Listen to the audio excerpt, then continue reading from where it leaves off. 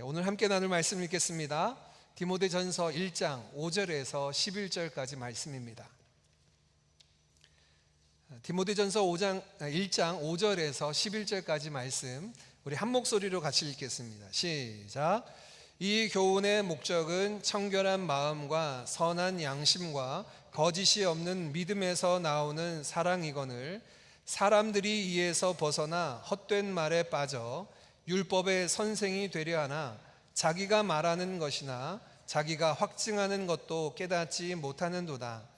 그러나 율법은 사람이 그것을 적법하게만 쓰면 선한 것임을 우리는 아노라. 알 것은 이것이니 율법은 옳은 사람을 위하여 세운 것이 아니요 오직 불법한 자와 복종하지 아니하는 자와 경건하지 아니하는 자와 죄인과 거룩하지 아니한 자와 망령된 자와 아버지를 죽이는 자와 어머니를 죽이는 자와 살인하는 자며 음행하는 자와 남색하는 자와 인신매매를 하는 자와 거짓말하는 자와 거짓 맹세하는 자와 기타 바른 교훈을 거스르는 자를 위함이니 이 교훈은 내게 맡기신 바 복되신 하나님의 영광의 복음을 따름이니라. 아멘. 우리가 지난 주일부터 이 디모데 전서 말씀을 여러분과 함께 나누게 되는데요. 이제 작년 11월, 12월 경에 제가 올해 목회 계획을 세우며 주일 설교 계획을 세우게 됩니다. 그 세울 때 올해 하반기 디모데 전서 말씀과 디도서 말씀을 여러분과 나누겠다 이렇게 정하고 이제 말씀을 나누게 되는데, 아마 여러분도 집에서 자녀를 양육하거나 아니면 아이들을 가르칠 경우가 있으면 이런 의도를 가지고 계실 겁니다. 내가 이 시간 아이들을 통해서 이 시간을 통하여 아이들이 어떤 것을 알기를 원하고 무엇을 갖추기를 원한다라고 하는 목적하는 바를 가지고 아이들을 양육하실 텐데요. 저도 마찬가지입니다. 제 목사로 특별히 우리 드림교회 가족들과 함께 이 디모데 전서 말씀을 나눌 때 여러분을 향한 또 우리 모두를 향한 이런 기대가 있었으면 좋겠다 하는 목적하는 바가 있습니다. 디모데 전서를 나누면서 여러분에게 이런 목적 지점을 함께 공유하기를 원하는데, 첫 번째는 우리 모두가 하나님 나라에 또 교회에 신실한 충성된 일꾼으로 세워지기를 원해서 이 디모데 전서 말씀을 나눕니다. 우리가 세상에서 살아가면서도 직장에 일을 하거나 여러 가지 일들을 감당할 때 직장에서 시간이 지나면 승진하기를 원하고 또 내가 하는 일에 더 많은 것들을 더 귀하게 감당하기를 원하는 것처럼 신앙생활도 마찬가지입니다. 그저 그렇게 어제 신앙생활했던 것을 오늘 하고 또 내일도 이어가는 것에서 그치는 게 아니라 우리 신앙생활 안에도 열망하는 게 좀 있어야 될 것 같아요. 여러분이 신앙생활을 하면서 무엇을 바라고 무엇을 열망하십니까? 저는 여러분이 하나님 나라 일꾼으로 충성되게 귀하게 쓰임받기를 열망하고 소망합니다.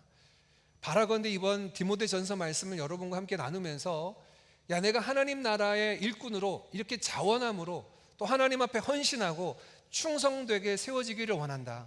시간 나누어지는 말씀을 통하여 그런 결단과 결심들이 여러분에게 있기를 기대합니다.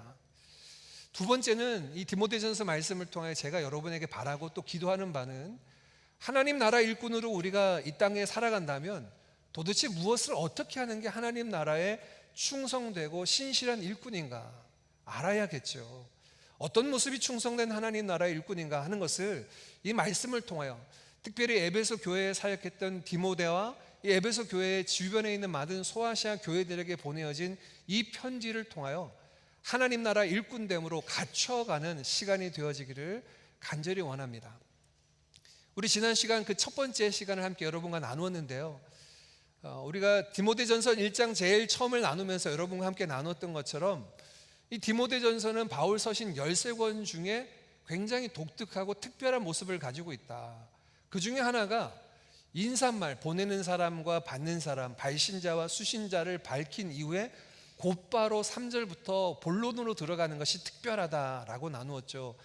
그만큼 에베소 상황이 쉽지 않고 급박하고 중요한 이야기를 꺼내고 있는 것이죠. 이것을 통해서 우리가 알 수 있는 것이 하나가 있습니다. 여러분, 하나님 나라 일꾼으로, 교회 일꾼으로 우리가 서게 될 때 무엇이 가장 중요하고 어떤 것을 굳게 붙잡아야 되는가 라고 할 때 오늘 디모데 전서를 통하여 우리에게 들려주시는 바는 한 가지입니다. 말씀의 일꾼이 되어야 돼요. 바른 교훈의 일꾼들이 되어야 됩니다. 하나님 나라 일꾼 되는 것이 내 시간을 드리기도 하고 물질을 드리기도 하고 헌신하기도 하고 어떤 것을 드려야 되는가, 이 많은 것들 중에 가장 우선하고 가장 중요한 것, 그 밑바탕이 되는 것이 있다면 하나님의 말씀의 일꾼이 되어야 됩니다. 하나님의 말씀을 바르게 알고 그 교훈대로 살아가는 삶을 살아갈 때에만 온전하고 충성된 일꾼이 되는 줄 믿습니다. 그래서 바울은 이 디모데전서를 시작하며 에베소 교회에 사역하는 디모데에게 당부하기를, 내가 떠나면서 너에게 당부했다는 것처럼 교회에 다른 교훈, 틀린 교리를 전하는 사람들이 그것을 전하지 못하게 막으라 라는 권면으로 이 편지를 시작하고 있습니다. 그만큼 교회 안에 있는 여러 가지 부분들 중에 말씀 사역이 귀하고 중요하다는 거죠. 죄송합니다. 이렇게 말씀 사역에 관한 말씀을 먼저 하고 난 이후에, 아니 도대체 이 에베소 교회에 어떤 모습이 있었길래 이런 모습이 있었을까? 초대교회로부터 지금까지 우리의 그 기독교 역사를 보면 두 가지 교회 안팎에 있어서 어려움들이 오는데요, 교회 밖으로부터는 여러 가지 핍박도, 또는 때로는 교회를 유혹하는 여러 가지 세속화의 물결도 교회를 위협하는 요인들이 됩니다. 교회 내부적으로 가장 큰 어려움이 있다면 바로 진리를 훼손하고 진리를 왜곡하는, 말씀에 대해서 왜곡하는 일들이 일어나게 되는데요, 사실 이 일은 갑자기 일어난 일은 아닙니다. 예수님께서도 산상수훈에서 마태복음 7장의 마지막에 당부하시기를, 얘들아 앞으로 장차 너희에게 거짓 교사들이 찾아올 텐데 그들은 양의 얼굴을 한 늑대들이다. 그들이 너희를 찾아오는 이유는, 너희들을 찾아오고 살피는 목적은 생명을 얻게 하려는 것이 아니라 너희의 생명을 빼앗으려고 한다, 이런 말씀을 들려주셨죠. 그래서 여러분, 예수님도 교회 가운데 찾아오게 될 거짓 교사에 대해서 미리 알고 성도들에게, 제자들에게 그렇게 경고한 바 있습니다. 초대 교회로부터 시작해서 지금까지 많은 교회들은 이런 여러 가지 진리를 내부적으로 왜곡하고 현혹하는 많은 이단들이나 이런 일들이 일어나게 되었는데요, 특별히 에베소 교회에 일어났던 잘못된 교리들, 잘못된 가르침의 경우를 성경 말씀은, 바울은 4절 말씀에 그들이 신화와 끝없는 족보 이야기에 몰두하고 있다라고 이렇게 이야기를 했습니다. 에베소 교회를 보면 두 가지 문제가 있었는데, 신화, 외부적으로 들어오는 이 아데미 신전에서 이야기되는 세계관과 가치관들이 교회를 흐트러 놓는 일도 있었고요, 끝없는 족보 이야기라고 하는 것은 성경 말씀을 붙잡는 유대교적인 부분인데, 구약 성경을 보니 아브라함의 자손이 중요하다더라, 다윗의 왕권이 중요하다더라, 이런 이야기를 통하여 내가 유다 지파다, 내가 베냐민 지파다, 내가 누구 족속이다 라고 하는 끝없는 족보 이야기에 매몰된 이야기, 이것으로 복음이 왜곡되고 훼손되는 경우들이 있었습니다. 일 이후에 초대교회의 사를 보면 초대교회가 겪었던 여러 가지 진리의 왜곡 중에 하나는, 복음을 들었던 사람이 이 복음에 대해서 반응하는 것들이, 잘못된 반응들이 일어나는 겁니다. 첫 번째 잘못된 복음의 반응은, 아니 예수 그리스도께서 우리를 죄 가운데서 건져내시고 구원해 내셨으니 이제 우리는 자유함을 얻었으니 내가 어떻게 살아도 나는 구원을 받는다, 내가 어떤 죄를 지어도 다 예수님의 십자가로 용서함을 받고 살아가니 나는 이제 마음껏 편하게 살아도 된다라고 하는 방종하는 사람들이 일어나게 되었습니다.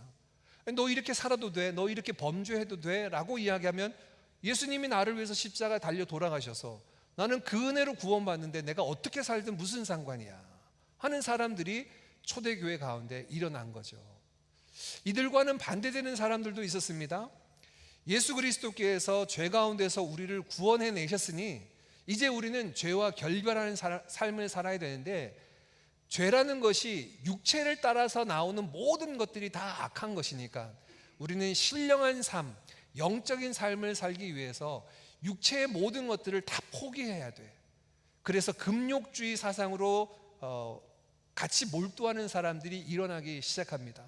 이 금욕주의로 몰두하는 사람들은 금식하고 먹고 마시는 것뿐만 아니라 부부 관계를 갖는 것, 육체로 갖는 모든 욕구들을 다 절제해야지만 거룩한 하나님의 백성이 된다고 생각하는 이들도 있었죠. 복음을 왜곡하고 복음에 대한 오해로 말미암아 일어난 모습입니다. 사실 이러한 모습들은 오늘날도 여러 가지 형태, 바뀌어진 모습으로 우리에게 다가오기도 하는데요. 우리가 보통 이야기하는 구원파적인 오해입니다. 구원파라고 하는 이단이 있습니다. 여러분 이제 이런 이야기를 많이 들으셨을 텐데, 한국에서 거리를 지나가시다가 누가 만났어요. 찾아오더니 당신 구원 받았습니까? 네, 구원 받았습니다. 몇 날 몇 시에 구원 받았습니까? 라고 묻는 분들이 거의 100% 구원파입니다. 이들이 이렇게 묻는 이유, 당신은 구원 받았느냐? 몇 날 몇 시에 구원 받았느냐? 제가 구원 받은 건 분명한데 언제 구원 받았는지 잘 모르겠는데요. 이렇게 대답하면 그들은 이렇게 이야기합니다. 아니, 당신이 태어난 날 그 생일도 모르냐? 그렇다면 그 생일을 기억하지 못하는 거라면 아직 태어난 게 아니다. 이렇게 얘기를 해요. 그들에게는 이 구원받은 날짜와 시간이 굉장히 중요합니다. 왜냐하면 그것만이 구원의 전부라고 생각하거든요. 예수를 믿고 나면 우리가 죄에서 자유함을 얻었다는 거예요. 그래서 그들의 교리대로 이야기하면 이제 우리는 죄인이 아니라 의인이기 때문에 더 이상 하나님 앞에 하나님 제가 죄인인데 이런 죄를 지었습니다 라고 말하는 것은 틀렸다는 거예요. 우리가 예수님을 믿고 죄사함 받아서 의인이 됐다는데 왜 자꾸 죄인 그러느냐? 그거는 구원 못 받은 증거다. 이렇게 얘기를 합니다. 이분들은 예수를 믿고 죄사함 받은 것만 중요한 거예요. 이후에 우리가 어떻게 살아야 하는가, 신자의 삶에 관해서는 그렇게 살펴보지 않습니다. 우리가 얼마 전까지 살폈던 말씀처럼 구원이라고 하는 큰 주제 안에서는 크게 둘로 나눌 수 있는데, 우리가 신분을 얻는 구원과 그 신분대로 자라가야 될 수준의 구원이 있다라고 이야기하는데, 구원파에서는 이 수준의 구원은 구원이 아니라고 보는 거예요. 이런 사람들이 있는가 하면 반대로 어떤 사람들이 있냐면 복음만이 중요하다고 이야기하며 그것만 붙잡으려고 하는 분들이 계세요. 우리 교회에 이제 등록하신 분은 아니었고 잠시 교회에 출석하시면서 예배를 드리셨던 분 중에 어느 날 이제 저한테 이렇게 찾아오셔서 말씀하셨던 분이 있어요. 목사님, 저는 목사님들이 예배 시간에 강단에서 설교를 하실 때 제발 사랑합시다, 용서합시다, 섬깁시다 이런 도덕적이고 윤리적인 이야기를 안 하셨으면 좋겠습니다. 우리가 교회에 와서 예배를 드릴 때 강단에서 십자가 복음 이야기를 듣기를 원하지 왜 와서 도덕적인 훈계나 윤리적인 교훈을 자꾸 전해주려고 하느냐. 예수님이 십자가에 돌아가셔서 부활하시고 우리의 구원이 이루어졌다는 이 사실만 이야기하면 되는 것 아니냐. 왜 이렇게 사랑합시다, 용서합시다, 겸손해야 됩니다, 낮아져야 됩니다 이런 이야기는 그건 도덕과 윤리적인 이야기지 강단에서 이야기해야 되는 복음은 아닌 것 같다. 이렇게 말씀하시는 분도 계셨거든요. 여러분 어떠십니까? 이 말씀에 이해가 되십니까? 뭐가 어떤 부분이 문제가 있을까요? 이분이 이야기하는 부분은 역시 틀림이 없습니다. 강단에서 우리가 오직 예수의 복음만이 증거되는 것, 십자가 복음이 우리의 중심이 되어야 하는 것 사실입니다. 그런데 이분도 역시 구원이라고 하는 것, 하나님께서 우리에게 주시기를 원하는 구원의 선물을 온전하게 다 이해하는 건 아니에요. 예수님의 십자가와 부활의 은혜가 크고 중하긴 하지만 그로 말미암아 우리에게 주어진 삶의 풍성한 구원의 은혜, 온전케 되는 은혜도 성경은 동시에 말씀하고 있습니다. 신자가 되는 것, 하나님의 자녀가 되는 것도 크고 놀랍지만 신자가 되고 하나님의 자녀가 되어서 하나님의 자녀답게 빛의 자녀로 살아가는 삶 역시 구원에 있어서 굉장히 중요한 내용입니다. 그러니 여러분, 성경에서 말씀하는 사랑하라, 나누어 주고 용서하고 섬겨야 된다라는 말씀을 도덕과 윤리라는 측면으로 이해한다면 오산입니다. 하나님의 말씀 율법 안에 있는 내용들을 우리가 어떻게 이해하고 봐야 되는가가 굉장히 중요하죠. 지난 시간 우리 바울은 교회 안에 이 두 가지가 있다. 이 초대교회 이야기, 에베소 교회 안에 바른 교훈과 틀린 교리를 가르치는 사람들이 있다라고 이야기하며 어떻게 구분해야 될까를 첫 번째 이야기하는 게 열매가 다르다고 이야기했어요. 그들의 모습을 보면 알 수 있다라고 이야기하며 틀린 교리를 가르치는 사람들은 끊임없이 신화와 끝없는 족보 이야기에 집착해서 하나님의 구속의 경륜을 이루지 못하고 끝없는 쓸모없는 논쟁 가운데 매몰되는 사람들이다. 그러면 바른 교훈을 전하는 사람들은 어떤 삶을 살아갈까요? 우리 지난주 5절 말씀을 봤는데 오늘도 5절 말씀을 한번 먼저 같이 읽어볼까요? 5절입니다. 시작. 이 교훈의 목적은 청결한 마음과 선한 양심과 거짓이 없는 믿음에서 나오는 사랑이거늘. 바른 교훈을, 즉 온전한 십자가 복음을 전하는 사람들에게서 나타나는 것은 청결한 마음, 깨끗한 마음과 선한 양심과 거짓이 없는 믿음, 진실한 믿음을 가지고 거기서부터 나오는 사랑이 있는 사람들이다 라고 이렇게 얘기해요. 이 바른 교훈과 틀린 교훈을 전하는 사람들의 삶의 모습을 보면, 그들의 사역의 모습을 보면 나뉘어져서 구별할 수 있다는 겁니다. 오늘은 두 번째 시간인데요, 특별히 이 5절 말씀에서부터 여러분과 함께 출발하기를 원하는데, 그러면 바른 교훈을 통하여서 우리에게 깨끗한 마음과 선한 양심과 거짓 없는 믿음이 도대체 어디로부터 주어지냐는 거예요. 어떻게 하면 이런 것들이 주어져서 우리가 사랑하며 예수 그리스도께서 그 십자가에 보여주신 참 사랑을 가지고 하나님을 사랑하고 이웃을 사랑하고 원수까지라도 사랑하며 살 수 있겠느냐는 겁니다. 사람들이 생각하기, 이 당시에 에베소 교인들이나 아니면 오늘날도 마찬가지입니다. 우리가 열심히 하나님 말씀대로 순종할 때 하나님의 백성으로서 자라간다, 이렇게 생각을 하는데, 여기서 말하는 세 가지요, 깨끗한 마음과 또 선한 양심과 거짓 없는 이 믿음이라고 하는 것은 우리가 우리의 행위를 통하여서 얻어지는 산물이 아니라고 말씀하고 있어요. 그 말씀을 오늘 바울은 계속해서 이어져서 이야기하는데, 그 율법이라고 하는 것들을 통해서 먼저 살펴보겠습니다. 율법에 관한 이야기를 성격을 8절에 바울은 이렇게 규명합니다. 그러나 율법은 사람이 그것을 적법하게만 사용하면 선한 것이다. 율법은 적법하게 법대로만 사용하면 선한 것입니다. 근데 법대로 사용하지 못하는 사람들이 있어요. 율법에 그 주신 목적대로 사용하지 못하는 사람들이 문제가 있다라고 말하죠. 어떤 사람들에게 이 율법을 하나님께서 주셨을까요? 대상이 누구일까요? 이어진 9절 말씀에 이렇게 이야기합니다. 9절입니다. 알 것은 이것이니 율법은 옳은 사람을 위하여 주신 것이 아니라, 세운 것이 아니라 오직 불법한 사람들, 경건하지 못한 사람들, 쭉 14가지를 쭉 이어서 이야기합니다. 아버지를 죽이고 어머니를 죽이고 살인하고 행음하고 남색하고 도적질하고 이런 14가지 범죄한 자들의 목록을 이어서 이야기합니다. 율법을 하나님께서 세우신 이유는 의로운 사람을 위해 주신 것이 아니라 죄인들을 위해서 이 율법을 주신 것이다, 이렇게 말씀을 하고 있는데, 자, 이제 율법 이야기하니까 제가 여러분 표정 보니까 한 3분의 1은 여기서 또 자리에서 이렇게 붕 떠 가시는데요. 우리 싱가포르 얘기를 좀 바꿔볼까요? 여러분, 싱가포르 하면 법이 엄격하기로 유명하죠.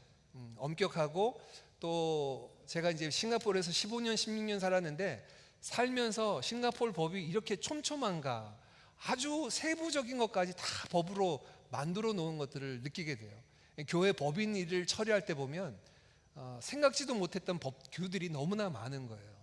이런 법치주의, 이 법이 너무나 강력하고 또 잘 사용되는 이 싱가포르이 있는데, 싱가포르 법을 봅시다. 껌을 씹거나 버리지도 못하고 대중교통 안에서 음식물을 먹지도 못합니다. 이런 법을 세우는 이유가 뭘까요? 싱가포르이 이런 법을 만드는 이유는 다른 사람에게 피해를 끼치지 않고 살아가는 사람들을 위해서 법을 세운 게 아니에요. 이런 법을 세운 것은 끊임없이 다른 사람에게 피해를 끼치는 사람들이 있기 때문에 법을 세워서 그렇게 살지 말라, 그렇게 불법으로 다른 사람에게 피해를 끼치고 공공의 질서를 어지럽히지 말라라고 불법을 행하는 사람들을 제어하고 막기 위해서 준 거지, 이런 법이 없어도 다른 사람들에게 피해를 끼치지 않고 살아가는 사람들을 위해서 법을 세운 게 아니라는 말씀이죠. 그러니까 법의 기능이 그렇습니다. 법은 그런 거예요. 작년 한 2월 3월 경이었습니다. 제가 이제 청년으로 있으면서 청년부로 활동을 하고 처음 이제 교육 전도사로 사역했던 이제 서울의 사당동에 있는 저의 이제 모교회 같은 교회가 있어요. 그 교회 이제 원로 목사님 사모님이 저한테 연락을 주셨어요. 장 목사님, 우리 손자가 싱가포르에 있는 대학에 유학을 가려고 하는데 그 부모가 좀 싱가포르에 대해서 궁금해하는데 한번 통화 좀 해줄 수 있겠냐, 이렇게 연락을 주셨어요. 이제 그 부모랑 제가 한 시간 좀 넘게 줌 미팅을 해서 아들을 이제 싱가포르로 보내려고 하는데 어떤가. 그 아버지하고 아들이 작년 5월 달에 우리 교회 한번 와서 주일 예배 드리고 갔던 뭐 아시는 분, 기억나시는 분들이 있을지 모르겠는데 그 가정에 이제 부모가 먼저 저한테 줌 미팅을 신청했어요. 그래서 한 1시간 정도 이렇게 미팅을 했는데 첫 번째 질문이 이거였어요. 목사님, 우리 아들을 지금 싱가포르로 보내려고 하는데 싱가포르는 법이 너무 엄격하다고 하는데 사시면서 너무 불편하지 않으신가요? 살아가면서 그런 엄격한 법 때문에 너무 불편하고 힘들지 않는가라고 이렇게 질문을 가장 먼저 하더라고요. 그래서 제가 뭐라고 대답했냐면 이제 그 엄마 이름이 이제 제 청년 후배인데 황영신인데, 영신자매, 크리스찬으로 싱가포르에 사는 건 전혀 문제가 없다. 내가 크리스찬으로서 하나님 법대로 살아가면서 우리가 살아가는 우리에게 싱가포르 법이 외국인으로서 주는 불편함은 있지만 하나님 법대로 살아가는 우리에게 이곳에서 뭐 방종하거나 방탕한 삶을 살지 않은 우리에게는 싱가포르 법이 우리의 자유를 박탈하거나 삶을 피곤하게 하거나 어렵게 하는 경우는 없다. 걱정하지 마라. 오히려 싱가포르 그런 법들이 방종하는 삶, 그런 삶을 막아주니까 훨씬 더 안전하고 편하다, 이렇게 안내를 해 주었는데요. 저도 오래 여기서 살았지만 적어도 크리스찬으로 하나님 법대로 살아가는 사람들에게는 이 법이요, 불편함이 없어요. 어려움이 없어요. 그런데 이런 법들이 불편하게 느끼는 사람들은 그냥 자유롭게 본인들이 원하는 대로 다른 사람을 고려하지 않고 배려하지 않는 사람들에게 이 법이 불편할 수 있습니다. 그러나 질서를 지키며 다른 사람들을 배려하며 살아가는 것이 몸에 배인 사람들은 이 법이 그렇게 문제가 아니에요. 자, 이게 첫 번째입니다. 법은 불법을 저지르는 사람에게 그거 잘못된 거야, 그렇게 하면 안 돼 라고 하기 위해 주어졌습니다. 두 번째, 싱가포르 법을 한번 예를 들어볼까요? 제가 올해로 이제 만 16년 이제 다 됩니다. 싱가포르에 산 지가. 그런데 이렇게 엄격한 싱가포르 법규가 있는데, 그러면 이 법 때문에 싱가포르인들은 참 선하고 착한 삶을 살아갈까? 5절 말씀에 이야기한 것처럼 깨끗한 마음과 선한 양심과 거짓 없는 믿음, 이 속사람들이 깨끗하고 선한 양심으로 바뀌어지는가? 법이 엄격하다고요, 그 법을 지키는 게 사람을 선하게 만들거나 사람들을 착하게 만드는 건 아닙니다. 뭐 한국 사람과 싱가포르 사람들을 객관적으로 비교할 수는 없어요. 그렇지만 이렇게 그냥 외형적으로 보면 싱가포르 분들이 좀 더 순하고 착한 것 같긴 해요. 그래도 제가 보기에 싱가포르 법이 엄격하기 때문에 싱가포르 사람들이 그 법을 지켜가면서 착해진 게 아닙니다. 오히려 그 법 아래 살면서 때로는 무서워서 두려워서 그것을 지키기 위해서 살아가는 거지, 착한 본성으로 빚어져서 살아가는 것이 아니라는 거예요. 무슨 이야기를 하려고 하냐면요, 법이 있다고 해서, 법을 지킨다고 해서, 법을 지킴으로 말미암아 우리의 속사람이 착하게 선하게 바뀌어지는 거 아닙니다. 이건 우리 주위를 보면 알 수 있잖아요. 이게 법의 기능이에요. 그냥 법은 그렇게 두려움을 갖고 멈춰서게만 하는 것에 목적이 있어요. 그리고 옳고 그른 것이 무엇인가 판가름하는 데 목적이 있는 거죠. 근데 여러분, 이런 법을 우리가 본다면 마찬가지 아닙니까? 성도가 어떻게 우리가 거룩하고 옳고 선하게 살아갈 수 있습니까? 라고 이야기할 때 우리가 어떤 행위를 통하여 우리 안에 선한 마음들이, 또 하나님의 십계명을 우리가 날마다 달달달 외운다고 아이들에게 가르친다고 아이들 안에 그 깨끗한 마음과 선한 양심이 설까요? 아니에요. 이거는 죄인들에게서는 이 깨끗한 마음과 선한 양심과 거짓 없는 참된 믿음은 은혜로 주어져야 되는 겁니다. 이것이 십자가 복음의 은혜예요. 내가 그 법이 나로 하여금 죄인인 것을 지목합니다. 그리고 내가 틀렸다는 것을 알게 됩니다. 그럼에도 불구하고 내가 새롭게 되지 못해요. 제가 뉴스를 볼 때마다 이 단어는 좀 적절하지 않다라는 단어를 만나는 단어가 있어요. 그게 뭐냐면 한국 뉴스에 보면 교정당국이라고 이야기합니다. 교도소나 이런 구치소를 일컫기를 교정당국이라고 얘기해요. 사람들이 죄를 지어서 형을 살기 위해서 교도소나 구치소에 들어가서 사는 그 기구를 교정당국이라고 하는데, 정말 그것이 사람을 선하게 착하게 교정할 수 있을까? 교정하는 게 아니라 오히려 두려움이지. 내가 죄를 지으면 이만큼 힘겨운 내 자유가 박탈되는 삶을 산다라고 두려움을 갖게 하는 것이, 정말 그 시간들을 통해 그 사람 속에 선한 양심과 내가 이제는 법 없이도 살 사람으로 살아야 되겠다라고 하는 게 아니에요. 이 교정이라고 하는 거는 강압적으로 법을 가지고 들이밀고 우리에게 어떤 훈련을 한다고 해서 우리 안에 선한 양심이 세워지는 것이 아니더라는 거예요. 이게 죄인들의 우리의 모습이에요. 그러면 어떻게 될까요? 초대교회나 지금에도 마찬가지입니다. 끊임없이 우리의 삶을 우리가 스스로 선택하거나 우리의 열심을 통하여 개발하고 성장할 수 있겠다 생각하는 사람들에게 성경이 이야기하는 것들이 이 율법이라고 하는 것들에 대한 이야기를 나누고 있는데, 자, 오늘 좀 교리적인 얘기를 여러분과 좀 나눠야 되겠어요. 우리 성경에 보면 율법의 기능을 세 가지로 이야기를 합니다. 하나님이 우리에게 율법을 주신 그 목적, 그 기능이 세 가지인데, 첫 번째는 로마서 3장 20절에 이렇게 되어 있습니다. 3장 20절입니다. 그러므로 율법의 행위로는 그의 앞에 의롭다 하심을 얻을 사람이 없습니다. 얻을 유체가 없나니 율법으로는 무엇을 하는 거예요? 죄를 깨닫는 겁니다. 율법의 제1효용은 죄를 깨닫게 하기 위해서 주셨어요. 우리를 의롭고 선하게 만들기 위해서 율법을 주신 게 아닙니다. 로마서 3장 23절 말씀에 모든 사람이 죄를 지어서 다 하나님 앞에 불법한 자, 죄인이 되었어요. 이러한 죄인을 깨끗하게 하기 위해서 말씀대로 법대로 잘 지키면 선하게 될 수 있고 거룩하게 될 수 있다 주신 게 아니라, 너희들 죄인이야 라고 알려주시기 위한 목적으로 첫 번째 율법이 주어졌습니다. 율법은 여기에만 기능이 있는 건 아니에요. 율법의 두 번째 기능이 있습니다. 갈라디아서 3장 24절입니다. 이같이 율법이 우리를 그리스도께로 인도하는 무엇이 되었어요? 초등교사가 되어서 우리로 하여금 믿음으로 말미암아 의롭다 하심을 얻게 한다. 율법의 두 번째 기능은 우리를 예수 그리스도께로 인도하는 초등교사가 됩니다. 이게 무슨 말이냐면, 율법을 보면요, 너 죄인이야, 마음에 음욕을 품은 자들마다 이미 간음한 겁니다. 예수님의 그 율법의 해석을 보면 다른 사람을 향하여 미워하는 사람은 이미 살인한 자입니다.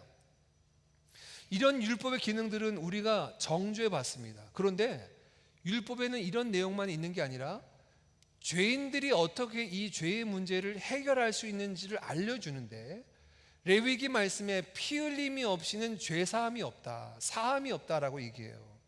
그래서 우리로 하여금 끊임없이 동물의 피라는 것들을 보면서 우리에게 온전한 죄 없는 사람의 피가 필요하구나라는 것을 알려주기 위해서 제사를 드리기도 합니다.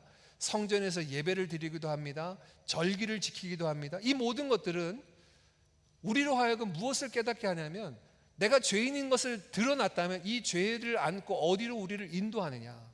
예수 그리스도께로 인도해요. 하나님의 어린 양, 그의 피를 믿는 믿음으로 말미암아 의롭게 되는 예수 그리스도께로 인도하는 역할을 율법이 하고 있습니다.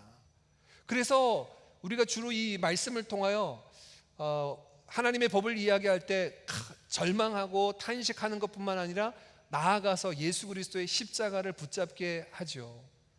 마지막 세 번째 율법의 효용이 있습니다. 율법의 효용은 구원받은 저와 여러분이 구원받은 자로서 어떻게 살아가야 하는지의 삶의 지침이 됩니다. 이게 오늘 우리의 말씀이에요. 저와 여러분이 함께 나누는 말씀입니다. 어떤 사람들이 이야기하는 것처럼 예수 그리스도를 믿으면, 죄사함을 받으면 어떻게 살아도 구원받는다, 이 말은 반은 맞고 반은 틀렸어요. 우리의 삶과 상관없이, 우리의 삶과 연결됨 없이 예수님의 피로 말미암아 구원받는 건 맞아요. 그러나 어떻게 살아도는 틀렸습니다. 구원받은 사람을 하나님께서 구원하셔서 거룩하고 온전한 삶으로 인도하시는 거죠.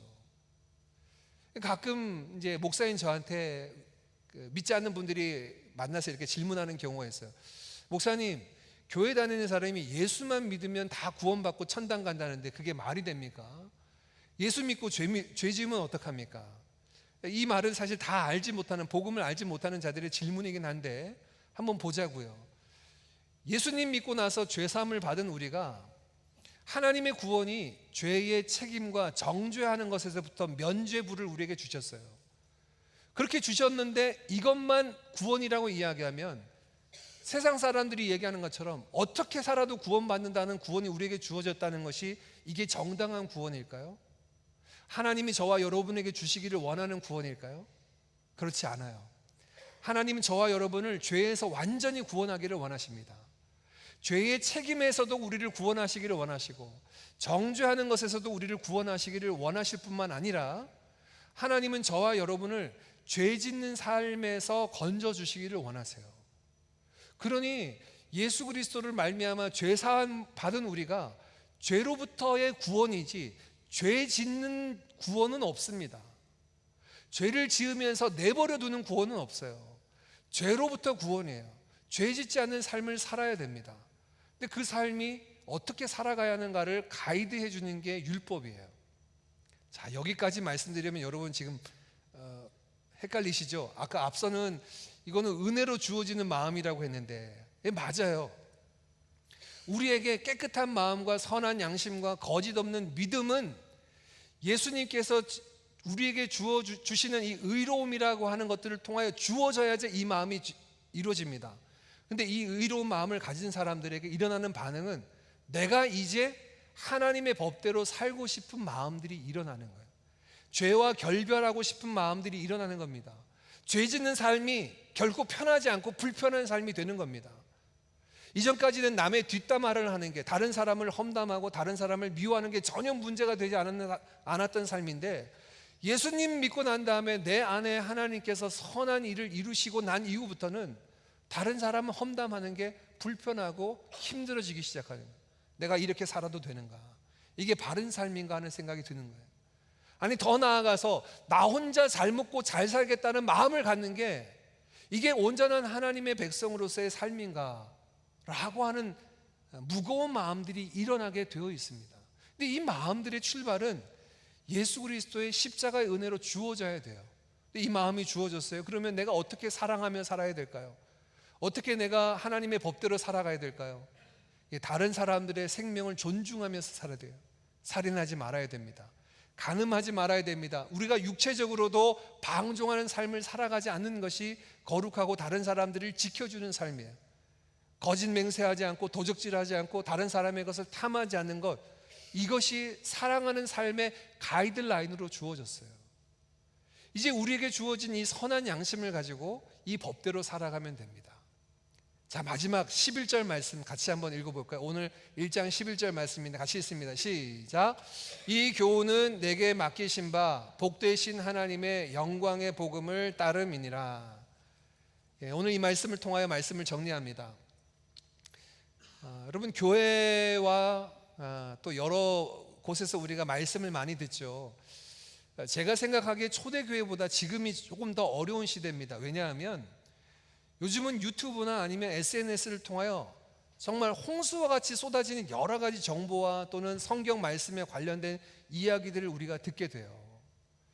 근데 이 말씀들 속에서 무엇이 바른 교훈이고 무엇이 틀린 교리인지를 어떻게 구분할 수 있을까요? 우리가 지난주에 첫 번째 본 거는 열매로 보면 알 수 있다고 했는데 그 사람들의 열매를 우리가 다 확인할 수 없잖아요. 그러면 어떻게 확인해야 될까요? 오늘 11절 말씀은 이 교훈은 무엇으로 분별할 수 있냐면 복되신 하나님의 영광의 복음을 통하여서 그것을 따르는지 따르지 않는지를 통하여 확인할 수 있다는 거예요. 다른 얘기로 얘기하면 이렇습니다. 예수 그리스도를 통하여 저와 여러분을 구원하시는 건요, 천국행 티켓만 주어지는 게 아니라 죄로부터의 구원이에요. 죄 짓지 않도록 우리를 구원하시는 겁니다. 지옥 갈 것만 구원하는 게 아니라 죄로부터 우리를 완전히 건져내시는 것이 하나님의 복되신 영광의 복음이에요. 그런데 여전히 죄를 지으면서 나는 예수를 믿으니 구원받았다라고 이야기하고 그것을 전하고 믿는 분이 있다면 그것은 하나님의 영광의 복음을 따르는 게 아니에요. 하나님의 영광의 복음은 이 복음 안에 하나님의 영광이 담겨져 있는데, 어떤 영광이냐면 죄인들을 그 죄에서 건져내셔서 거룩하고 의로운 하나님의 백성으로 삼으시겠다는 계획입니다.